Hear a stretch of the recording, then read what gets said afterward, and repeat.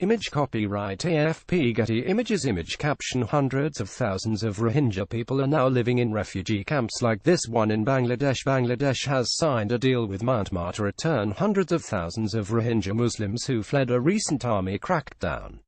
A statement from the Bangladesh Foreign Ministry said displaced people could begin to return within 2 months. The two sides say they are working on the details. The crisis has been called ethnic cleansing by the UN, and the US aid agencies have raised concerns about the forcible return of the Rohingya unless their safety can be guaranteed. The Rohingya are a stateless minority who have long experienced persecution in Myanmar, also known as Burma. More than 600,000 have fled to neighboring Bangladesh since deadly Rohingya attacks on police posts prompted a military crackdown in Rakhine State in late August.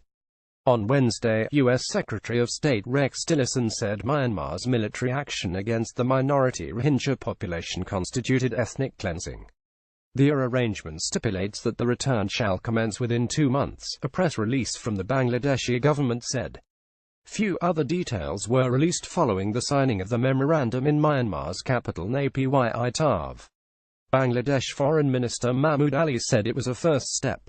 Senior Myanmar official Myint Kyaring said it was ready to receive the Rohingya as soon as possible.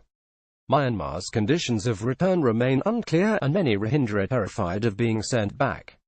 Refugees at Kutupalong camp in Bangladesh said they want guarantees of citizenship and the land returned. "We will go back if they don't harass us and if we can live life like the Buddhists and other ethnic minorities," one man, Syed Hussain, told Reuters. "I don't trust the Myanmar government. My husband left 3 times and this is my 2nd time to leave. The Myanmar government is always like this," a woman, Narusha, said. Last week Myanmar's powerful military head, Min Aung Hlaing, told Mr. Tillerson that Rohingyas could return to Myanmar only if real citizens accepted them, referring to ethnic Rakhine members of the country's Buddhist majority. Both countries are under pressure on the issue, for different reasons. Bangladesh wants to show its population that the Rohingya will not be permanent residents. It was already hosting about 400,000 before the latest influx. The Burmese authorities, and particularly de facto leader Aung San Suu Kyi, are responding to international calls to do more to resolve the crisis. Media playback is unsupported on your device. Media caption Rohingya Muslims displaced from Chulatoli village in Rakhine State gave disturbing accounts to BBC Newsnight. The UN Refugee Agency hoped any agreement would respect the right of refugees to return to Myanmar in a safe, voluntary, dignified and sustainable way. As the UN agency mandated to assist, protect and seek solutions for refugees, we stand ready to assist in the process to ensure that returns take place in line with international standards, a spokesperson said. Amnesty International said it doubted there could be safe and dignified returns of Rohingya to Myanmar while a system of apartheid remains, and added that it hoped those who do not want to go home are not forced to do so. It is completely premature to be talking about returns when hundreds of Rohingya continue to flee persecution and arrive in Bangladesh on an almost daily basis, a spokesperson said. We're also concerned that the UN have been completely sidelined from this process.